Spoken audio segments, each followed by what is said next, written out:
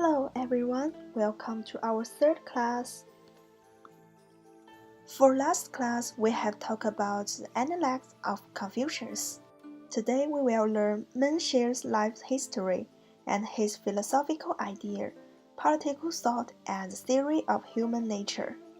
After today's lesson, students will be able to interpret the main philosophical idea of Menxies and the similarity between Menxies and Confucius. First, we will talk about who is Mencius. Does anyone know him? Now, let's begin with the life history of Mencius. It is highly doubtful, but it is said that Mencius had studied with Confucius' grandson, Zisi, and in imitation of Confucius, he traveled around to offer advice to rulers of nearby states. Like Confucius, Mencius was deeply frustrated with his inability to win high office. He traveled in vain from court to court, believing himself to be the only man of his day who could reform the world. Again, like Confucius, Mencius eventually abandoned his offers to find official employment and took on students instead. Mencius was ignored in his time, but he had a long-lasting impact on Chinese thought and political culture into the 20th century, especially during the Song dynasty. Mencius' theory about human nature and governance come to be accepted as authority.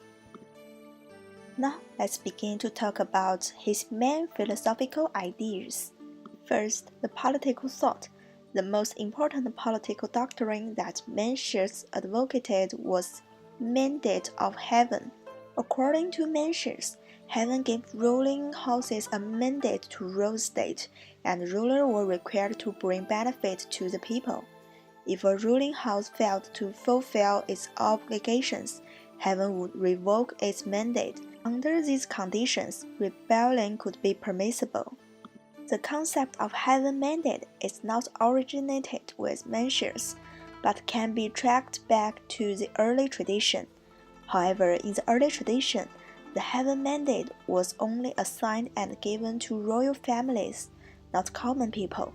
The permissible rebellion was only allowed to be carried out by the royal families.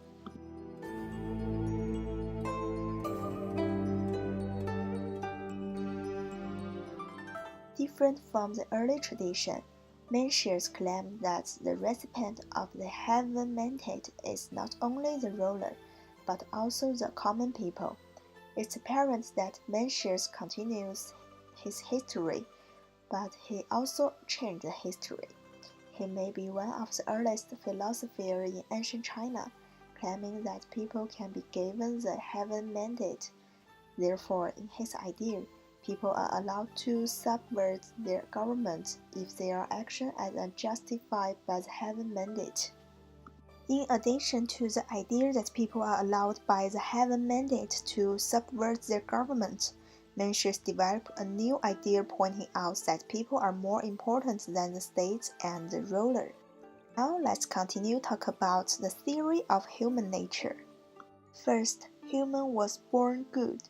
Mencius is best known for his assertion that human nature is good. If human nature is good, the first question is how evil happens. To answer this question, we have to figure out how Mencius defined evil. In Mencius' idea, human nature is good, and all of evils are just conduct or behavior, not nature at all. Therefore, human nature does not need to be cultivated because it is good naturally. Second, reasons for learning. Why we have to learn if we are born with good nature and if human nature does not need to be cultivated. Mencius said that the main purpose of learning is nothing but to search for your good nature which has been misled and gone far away from you. 学问之道无他，必其放心而已矣. In other words, to learn is to gain your good nature back. Third, the way of being sage. In Mencius' idea, understanding and regaining good nature are not enough. we have to practice virtue which comes from our good nature. The purpose of practicing virtue is to become sage. Achieving the level of sage is the ultimate goal of life for any intellectuals in ancient China. There are two questions you need to answer. Do you prefer Confucius' philosophical idea or Mencius? Do you think it is possible to compare Confucius with Mencius? Why or why not?